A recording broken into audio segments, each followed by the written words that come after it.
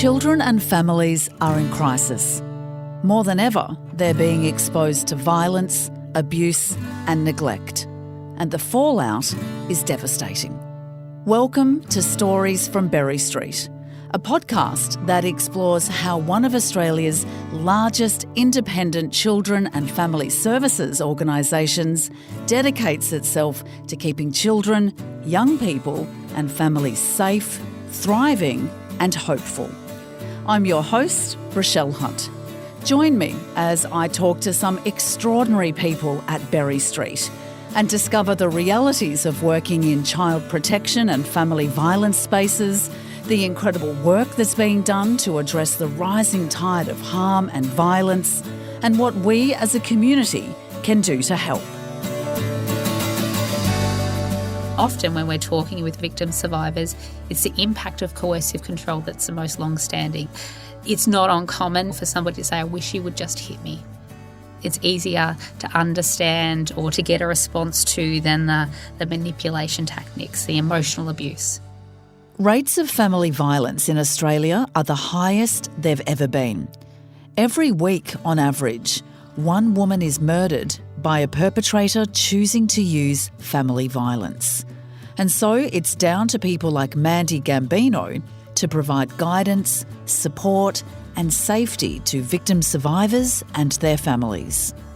Mandy's a senior manager for family violence services in Berry Street's western area, which covers Ballarat, Ararat, Bacchus Marsh and the surrounds. I'll be talking to her about how Berry Street is approaching the crisis of family violence in our community. And a bit later, I'll speak to Jack Dwyer, training and capacity building lead for the family violence team in Berry Street's northern office. Jack will give us an insight into the service system and the responses to family violence within this framework. But first to Mandy and the prevalence of domestic and family violence in our community. So we know at least 1 in 4 women and 1 in 3 men are victims, survivors of intimate partner violence.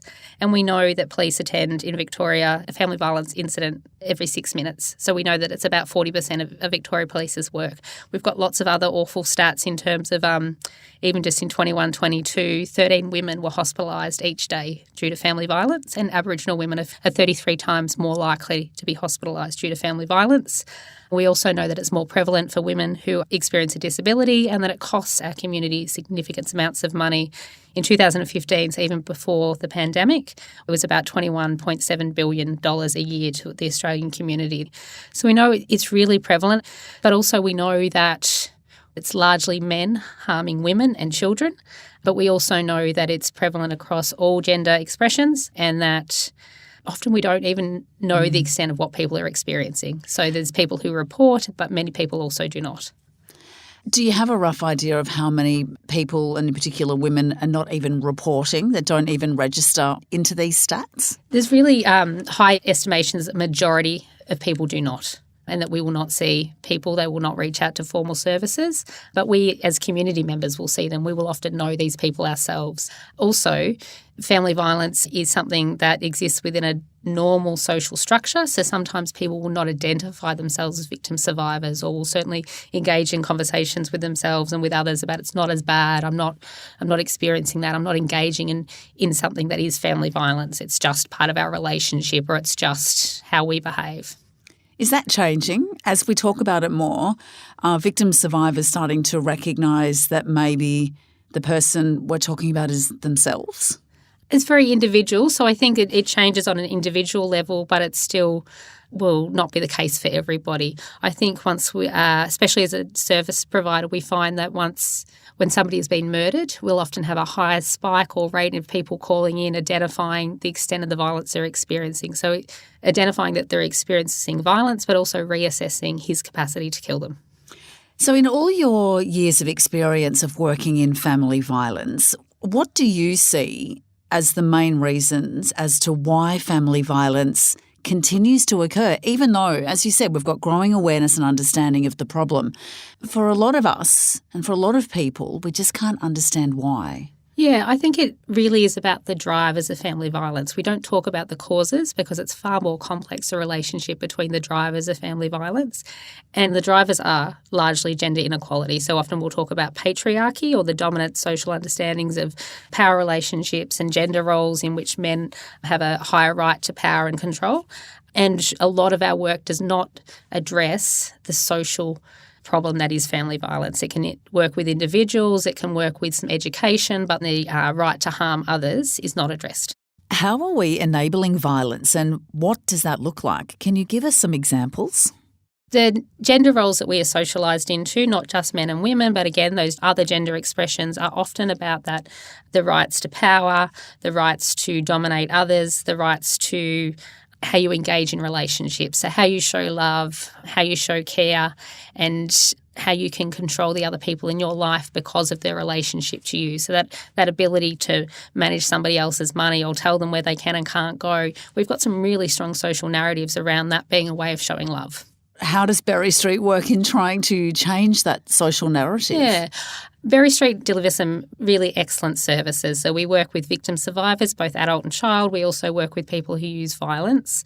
But we are only part of the solution towards family violence, where we really do have to address the social beliefs that allow these behaviours to occur or even require them to occur. That's a big job, changing social beliefs. And depending on your beliefs, depending on your background, depending on your gender, those beliefs are going to be different for every individual. They are, absolutely. It is a big job, but I think if we take a stand against violence, which I think we all should, then I think it's something that we have to do. So as a society, we are talking about family violence more than, say, 10 or 20 years ago, which is great. But still, it's such a challenging topic to talk about and to talk about in any real way. Why is that, do you think? Yeah, I'd like to think that it's because it's uncomfortable to talk about violence and harm to others, but I think there's many invitations to think that's not the case. There's such an acute interest in true crime podcasts or true crime stories and work that people are interested in stories of violence. But I think for family violence, it is really hard to separate ourselves out from it often. We certainly have interest when there's murders because they are often so far removed from our own personal experience. But the day-to-day expressions of family violence is really close to home for so many people that it's really hard to other the people that we know ourselves as experiencing and perpetrating violence. I think one of the additional reasons is the fear of people copying or replicating the behaviours as well. We certainly see when things are talked about in the media that perpetrators may incorporate that into their patterns of behaviour, where they may threaten somebody with it or use it to try and convince their partner that they're not a perpetrator like that, they're not as bad as that. So there's fear of copycat and there's fear that it helps them minimise their violence if they're not going to head down a fatal line. The conversation around family violence ebbs and flows, but the need to confront the gender component of this issue is urgent. We know that not all family violence is perpetrated by men, but we also know that the vast majority is. However, the discussion required is not an exclusionary one. Rather, it's one that supports men and provides opportunities to create solutions together. So when Mandy mentioned patriarchy and rigid gender roles, how should we view it within the context of family violence? The idea of being a good man can require us to have some responsibilities for our family and the people we love, which really do lock us into some behaviours. The same as being a good woman require us to engage in certain ways, in the ways in which we do act as seen according to those rules. And often the male gendered roles will engage in more violence, that they are required to dominate, they are required to control those who are around them, to care for them, where a woman, there's still so many social narratives around, be at home, to be in that caring role, to support and to comfort. And there's lots of beautiful things in that, but there's also some really strong approval of violence and the ability to lock people in to those roles. when we talk about homicides, and I think it's really important, especially when sometimes the media or the dominant narratives are about snaps in behaviour or we didn't see anything coming, there is a pattern of behaviour that leads up to homicide in almost all cases. It doesn't mean that he or they have engaged in physical violence before, and often they have not, but there will be a pattern of coercion where there's that control over other people's lives, and whether it is really explicit in terms of telling people what they can and can't do, whether it's about that stalking that people often engage in, checking where people are, actual ways of tracking a person, or just the ways of shaping people's behaviour about what is or isn't acceptable. And if somebody's engaging in coercive control with the threats that come with it, sometimes it doesn't have to be explicit. It can be just the ways in which people looked at each other, just the shame that's put on others, even the uses of silent treatment can be part of a pattern of coercive control. Do you think those patterns are taken seriously, whether it be by the authorities or by friends and family? Are we recognising those patterns as serious forms of harm and harmful behaviour that can lead to something as significant as homicide? I think at times we are, and I wonder how much that sustains post-significant incidences. So in recent years, there certainly has been some horrendous homicides in which then there's a lot of talk about the coercive control that people will have engaged in before. We can see in other jurisdictions, not in Victoria, that there is criminalisation of coercive control. There is talk about that in a Victorian setting, and there's different opinions on how that would work as well in terms of the criminalisation. So I think there is an increased focus, and ideally through a lot of the education that is happening within the schools and broader social structures will be about coercive control. It is often the thing that has been missed in understandings of violence before. It's not just the man who physically harms his partner. It is the person who coerces and forces and manipulates somebody into behaving how they want them to. It's not even what's been missed. Sometimes it's, well, we can't do anything about it. Yeah. And quite often victim survivors will say, well, I went to the police and the police said, well, we can't really prosecute or we can't really do anything because that's not breaking the law. Yeah. There's no laws in which to do anything about it. So the legal responses are significant and we do need them, but it's not the only way that we're going to address family violence from my perspective. And often when we're talking with people who have been or are victim survivors, it's the impact of coercive control that's the most long-standing. It's the voice in their head that's telling them what they can and can't do, how much they are and aren't worth. It's not uncommon, and we've heard it over the years as well, for somebody to say, I wish you would just hit me. It's easier to understand or to get a response to than the manipulation tactics, the emotional abuse. I've had a full body reaction to that. So for victim survivors, they can believe or will say, I wish he would have just hit me, because what, the support will be greater if there's physical violence? Or more that it's not the support, but the understanding. So to explain to somebody that they've been physically hurt, others in community can understand that easier as a form of violence. You've mentioned when a woman is murdered and it makes the media, there's always heightened conversation at that time, and there is certainly heightened conversation in the media at present, which is great. But do you think that the conversation is focused on the right things when we discuss it in the media? Where do you think the national conversation should be focused? Yeah, I think there's often different ways in which those extreme experiences of violence are talked about. But there is frequently, especially in mainstream media, talk about the shock, that we're surprised he was such a good guy. Never in our community. Yeah, I'm shocked. I wouldn't have thought he'd be like that. He didn't behave like that. But they are the same people as us. These are not people separate from our community generally. The attitudes and beliefs in which people are engaging and that they can go on the extreme ends towards making some choices about seriously harming or killing people are normal belief systems. And so if we separate out the perpetrator or the person who has murdered somebody as being an other from the rest of us, then I don't think that's good. So if we can't understand why he'd be like that, he's an aberration, he just snapped, I don't think that is helpful. My reactions are probably really similar to everybody in terms of devastation. I'm always devastated when somebody chooses to take somebody else's life and their life opportunities, and then to impact so many other people within their informal and formal networks. But I don't think the conversations are always great. There's always some really lovely examples of rewriting headlines, It's not the good dad who chose to, or that she pushed him too far. Those sorts of conversations are not helpful. And often there's blame on systems and there's blame on the victim survivors about what they might have done to cause somebody to kill them. That's changing though, yeah? I feel like I don't hear that as often now. I feel like the conversations around society's reaction or inaction to family violence is what we're hearing more, and on a more consistent level. I just wonder, from your perspective, does that create change? Does that create pressure on governments? Does that create a national conversation? I think there's a lot of hope right now. So I think about some of the responses that we've had to the really high gender-based murder rates this year, where there has been the National Cabinet, there's been a focus there. We know that Victorian State Government have certainly focused on family violence and gendered violence exceptionally over the last few months. We know in our rural area in Ballarat they're going to trial a saturation model to really try and impact social attitudes. So I've always got hope, and hopefully we also do not have a rebound. So sometimes when we really push against dominant social beliefs, we can rebound back afterwards if we don't give it enough chance to actually succeed.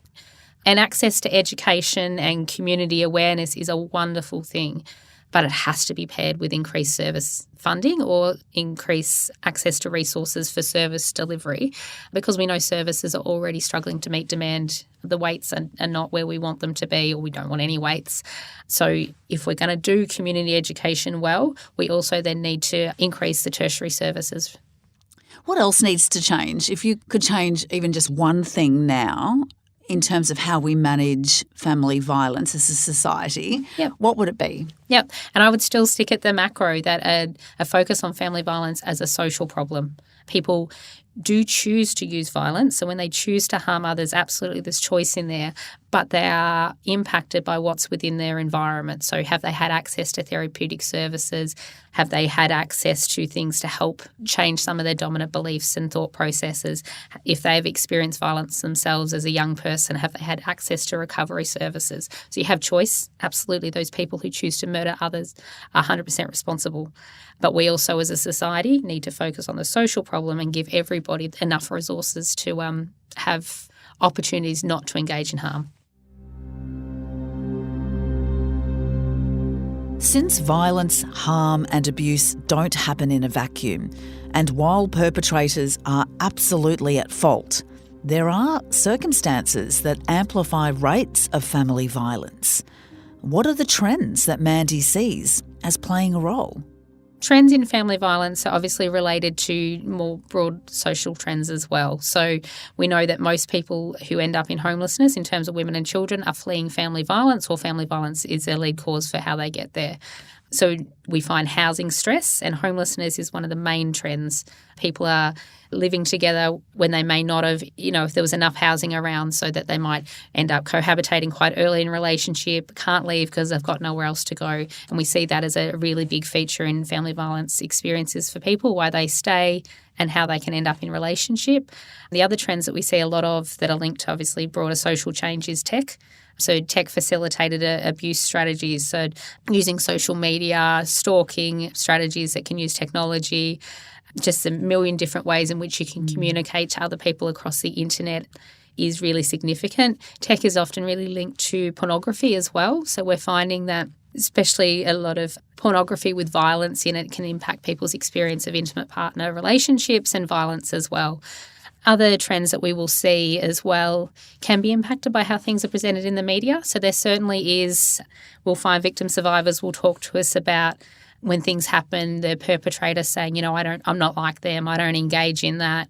Or the alternative, if you don't do what I'm going to do, or I'm going to harm you in the way we've just seen in the media, which can be really chilling for people. So certainly those experiences when somebody is being killed in a certain way, people using violence might make that threat towards the people in their lives. That would surprise most people. Yeah. It's devastating when people call in, and absolutely the people we work with are amazing and inspiring, and the things they survive before they contact us are devastating. So what impact and what effect does family violence have on a victim survivor's life, both in the short term but also in the long term? Yeah, and it's very individual, and it can depend on the resources they have access to as well. But we certainly know that there's higher rates of homelessness, financial distress, educational attainment for people who experience violence. It can impact their other relationships as well. And it can really depend on the perpetrator's pattern of abuse. So family violence is a pattern of behaviour. It's not just a once-off generally, and it will depend. So if they have been isolated, then that can be a really hard thing to recover from. If they haven't had access to health treatment or have debts with treatment providers as well, then it can really impact them going forward as well. Employment and education can be significantly impacted as well in terms of the ability to show up at work and the ability to engage in work or to school or education as well. One of the main things we find is the impact on relationships with children. So the choice to use violence is absolutely a parenting decision. So any harm towards your other co-parent, whether that's biological or other caring arrangements, impacts the kids. So let's talk about the children. When we talk about family violence, what about children? Yep. We know that they're present in a third of the reported incidences, and people's ability to report can be impacted by their fear of what might happen with their children as well. So the impacts to kids are incredibly significant, really similar to the parents or the caregivers too in terms of access to community and social connections, the ability to attend school, the ability to have your friends, to go to their house, to have them to come into you. All those things that really set us up for life about relationships are significantly impacted. That how you see you should act with your significant other or with your sibling group are incredibly impacted. The impact of stress on the body, there is so much research that talks about how that can, stress and high cortisone will impact your life outcomes for a really long period of time. And so for kids who are in an environment where there's eggshells that people are walking on, are of course going to be impacted. We know that children who are exposed to violence may have a higher chance of engaging in violence or being in relationships where they're harmed. Do you think the perspective of the child or the rights of a child is overlooked when we talk about family violence? I know that the work that Berry Street does is incredible and the focus is on children.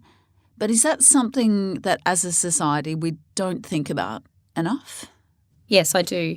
I think we're still grappling with of how to engage very young children. So often we work with their primary caregiver or the non-defending parent, which is usually mum, and that we will engage with the child via that person. Some of that is about the way that our services are designed and funded as well, that, we're usually funded to work with our household, so mum and kids, and that a lot of our services are set up to have somebody continue their parenting role so that they will still be making decisions for their kids, which is a good thing. We want to support them as parents, but we don't necessarily have specific means to engage with a young person to be able to assess where they're at, to talk about their goals, often because we don't have enough time. We have such a huge level of demand, and also that we don't have people specially skilled to work with kids.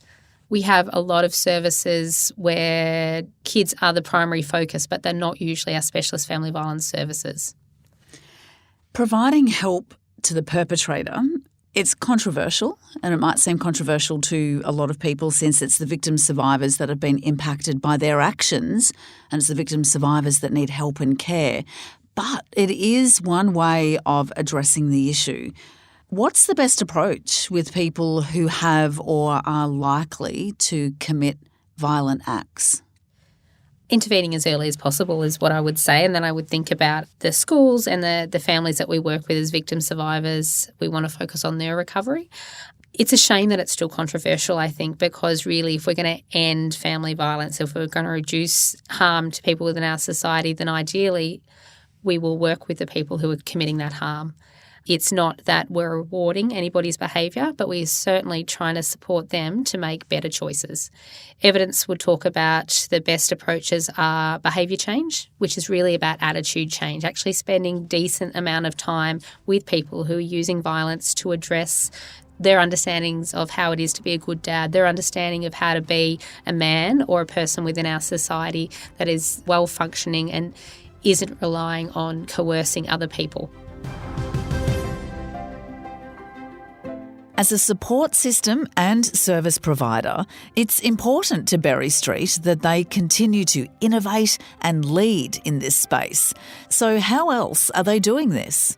I think we're still part of the broader social services, so that we are doing same by working collaboratively, and that is really important. None of us are saviours within this work. We are supporting social change together. I think some of the things that Berry Street are really good at is that seeing young people and adults across their life cycle, so that family violence is a dominant contributor for most people engaging in all our services. So from our out-of-home care, from our early intervention education services, that family violence is prevalent across them. That's been part of so many people's experiences. And so what Berry Street can do is keep that lens throughout all of that work. Are you hopeful that the pressure that's on at the moment will create change? I am hopeful, but I'm more than hopeful that I'm passionate and I'm inspired that now is a good time for all of us to take the invitation to keep pushing for change.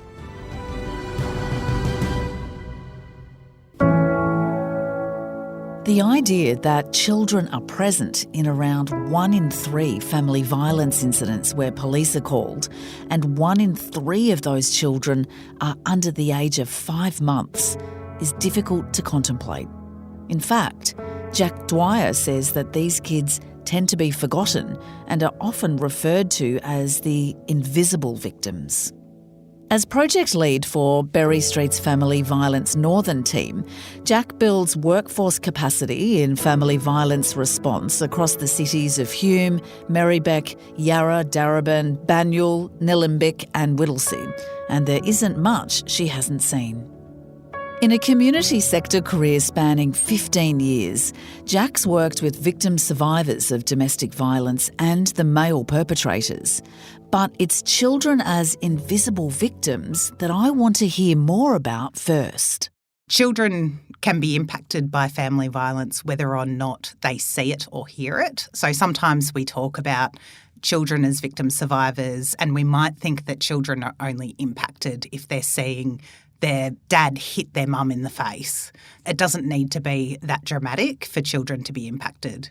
Children are amazing and are insightful, and they pick up way more than we sometimes would like, even when parents are doing a pretty good non-violent job of parenting. Children will pick up on whatever habits that you don't want to see in yourself, you will see them in your children. Mm-hmm. But when children are experiencing violence at home or the impacts of violence at home, children may replicate that or may experience that, and that might have ongoing impacts. So it might be things like children noticing that their mum has to seek permission from their dad to spend money, and then that sits in the child's body and way of being, so that they think that all women must seek permission from men to spend money. Or it might be that children notice a hole in the wall, and it might be that non-offending parents are great at trying to hide these things from their kids and protect their kids. So they might put a photo or a painting on the wall over that hole, but kids will pick up on that. Kids pick up on lots of stuff. So one of the things that we know about children is that when they don't see and understand something, they will fill in the gaps. So it might be that they've got a story in their head that's way worse than what actually happened. The statistics around family violence are confronting, to say the least. But we had a Family Violence Royal Commission back in 2016. What came out of that, and what developments have been made in the family violence space since then? Yeah, good question. So I guess there's lots of different things that came out of the Royal Commission. We know that the Royal Commission was massively brought about because of the coronial inquest into Luke Batty's murder and the incredible advocacy that Rosie Batty did and is still doing. But one of the things that came out specifically in the coronial inquest into Luke Batty's murder was that the service system, all of the people that were working with the family, including Luke's father, knew different pieces of information about the level of risk that he posed to Luke and to Rosie. And because of the way that our legislation worked back then, and because of maybe workers not being well trained, people who knew those pieces of information weren't proactively sharing them. So no one had a really good picture of the level of risk. And then people weren't trained enough to respond to that risk either. So post-Royal Commission, we've seen a new multi-agency risk assessment and management framework that's come out that has embedded in legislation responsibility for family violence identification, screening and response, including risk assessment and risk management, to so many different workforces. So it's gone from family violence being hidden and being something that might be part of someone's history, and I say that with air quotes, history, but not seen as the presenting issue, to family violence being much more understood as being a contributing factor for people ending up in other parts of the service system.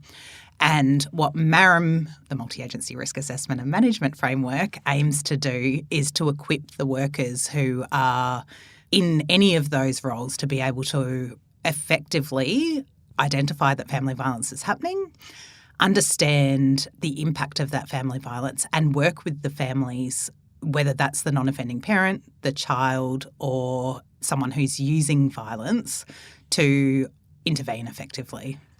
So how does that process work then? What is the process when someone calls up? You've mentioned people may be different people in someone's life that have concerns. So if someone is concerned or afraid around violence that they're experiencing or maybe witnessing in the home, what are the first steps that you take with them? So there's a couple of places you can call. Nationally, there's the Men's Referral Service. They provide secondary consult for anyone who has a loved one who's using violence, because people who use violence are part of all of our communities. Or you can contact the Orange Door in each of the regions across Victoria. They also have specialists who work with people who are choosing violence, who can support someone who wants to respond better to a loved one who's using violence and abuse, or it could be a worker that wants some support in responding better to the person who's choosing violence and abuse, or it could be the person themselves who wants to get support.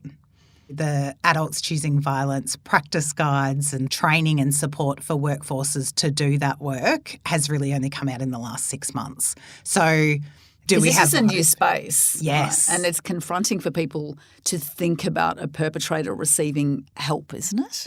Yeah.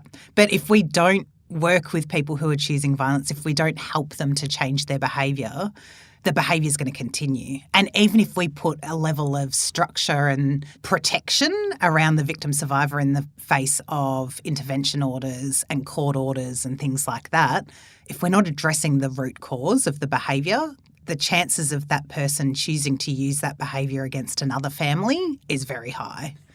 But what does that look like in real life? Because to the average person, right, I would be thinking, of course you can help that person. Of course you can save that person. You can keep them from them, or you might have services or information, because relying on the perpetrator, the average person's going to think that's not going to work. Yes.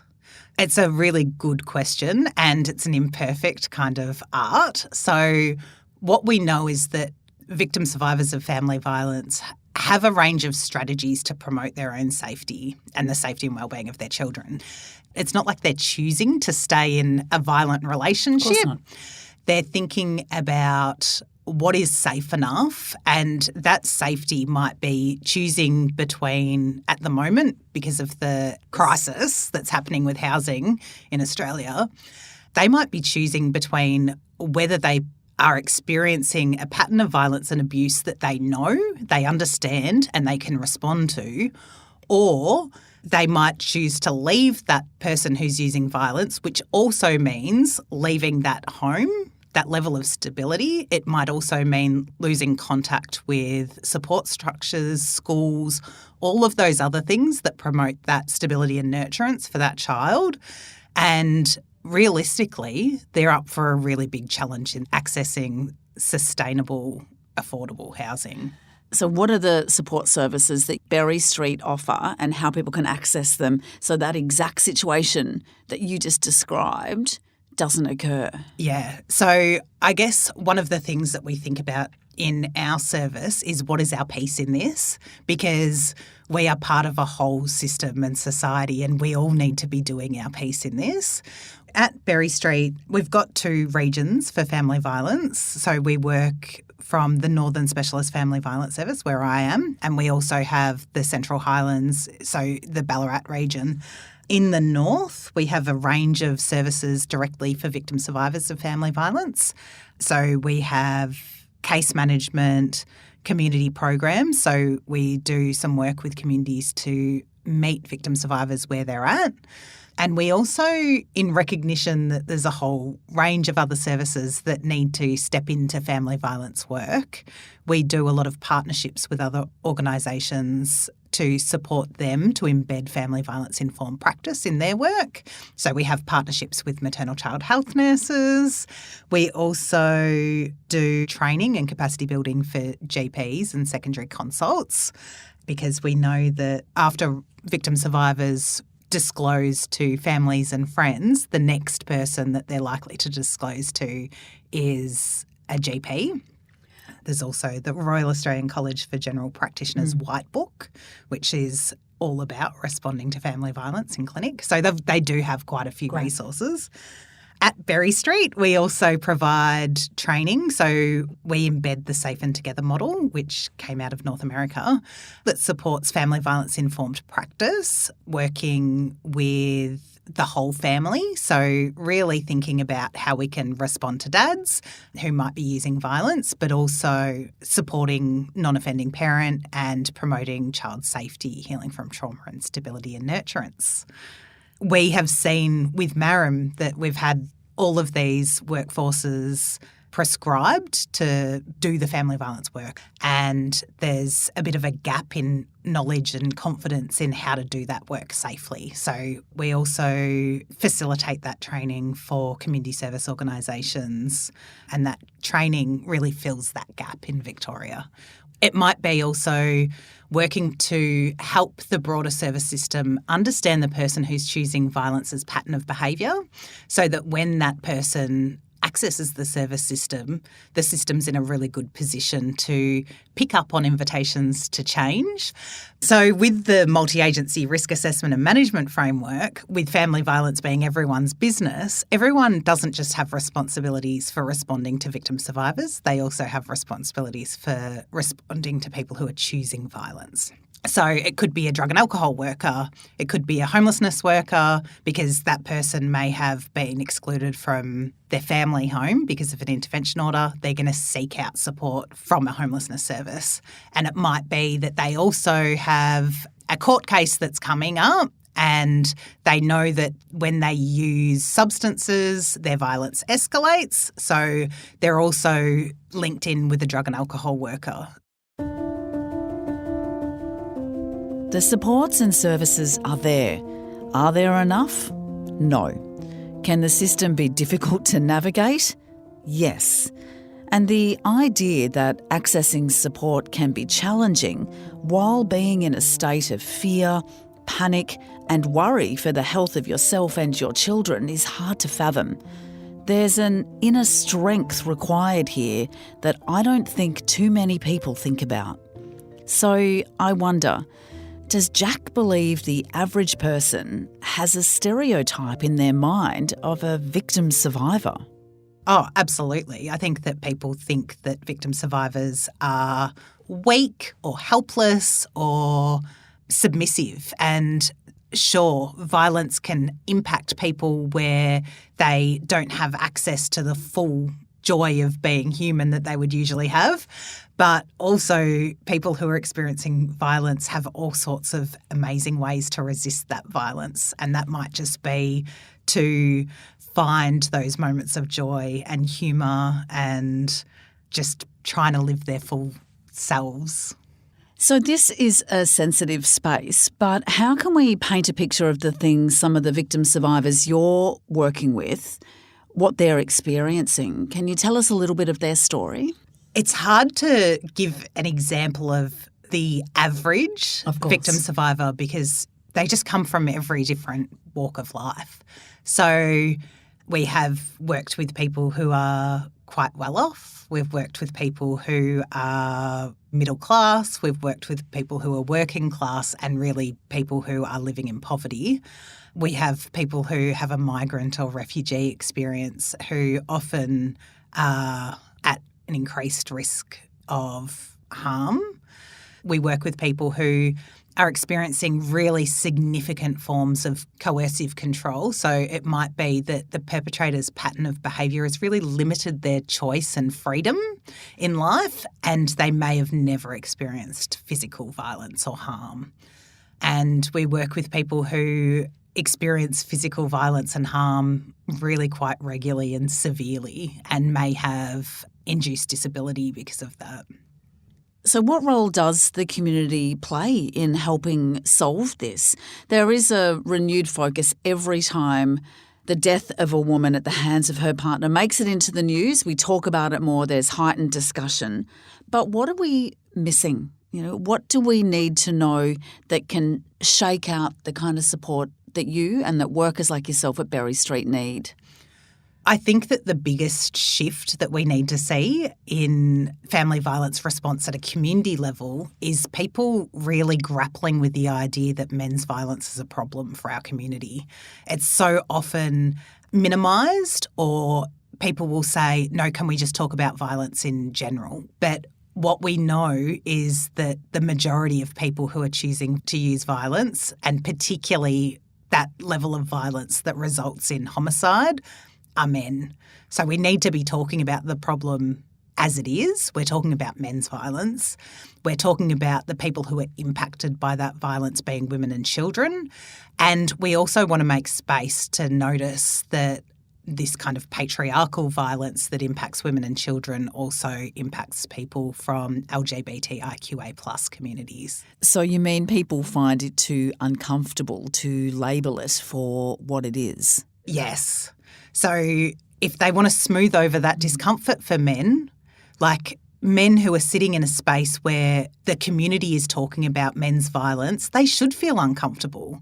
This is their gender. They need to feel uncomfortable and think about what is it about the way that we're enacting masculinity as a society, maybe not as an individual, but definitely at the society level, that means that women are scared and that the most unsafe place for a woman is in her home. Is that changing, that reaction from quite often men around men's violence and almost feeling like, well, you're blaming all men here, or you're throwing a blanket stereotype over an entire gender? Is that changing as the narrative, as we start to talk about it more in society, do you think? I think that we know that there's many men who can see the problem and who are so invested in change.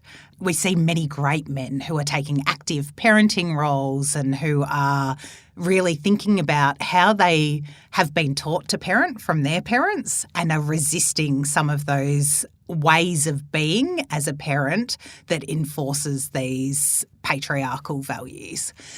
We also see, I think about this very vocal minority who are the people who, if I post something on social media about family violence, in every comment section, they're there saying, but what about men? We know that women can be violent and are trying to detract from what we're trying to achieve over here. What surprised you about working in family violence? I love this question.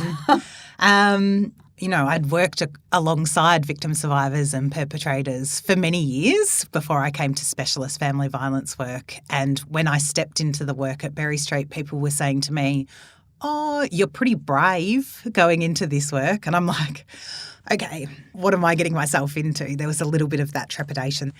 And I think that one of the things that surprised me in family violence work is the amount of laughter and joy you find working alongside victim survivors in partnership with victim survivors. So absolutely, there's this social narrative that people who experience violence and abuse are weak and are submissive, and that's absolutely not my experience in partnering with victim survivors. They're intelligent, funny, clever, creative, resilient and strong. And I know that can be used as kind of those tokenistic words, but I find strength to keep in the work because of victim survivors' strength.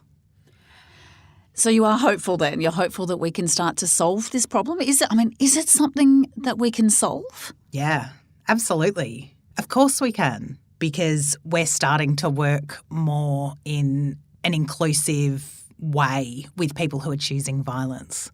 And we can't actually address family violence unless we're working with the person who's choosing to use harmful behaviours.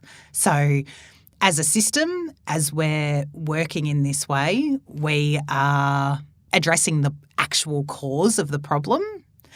And we need men in the space to stand up and to ask questions of what I can be doing and to take that with them into their lives. It feels really big and overwhelming, and sometimes I think that people can freeze feeling just so small in the broader system. But the way that I keep going in this is to recognise that I'm one of many, and there are many who are working towards change. Clearly, the will to stop family violence in its tracks is there. It needs to be done. But will alone isn't enough. It needs to be backed by funding to the right services, infrastructure, resourcing and cultural change. Berry Street has solutions that work across the spectrum, from victim survivors, including children, to perpetrators.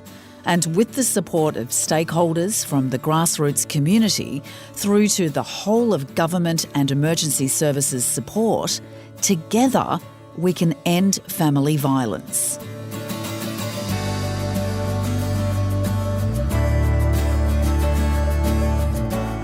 You've been listening to Stories from Berry Street, a podcast for Berry Street, produced by Sound Cartel. Find out more about how you can support Berry Street at berrystreet.org.au.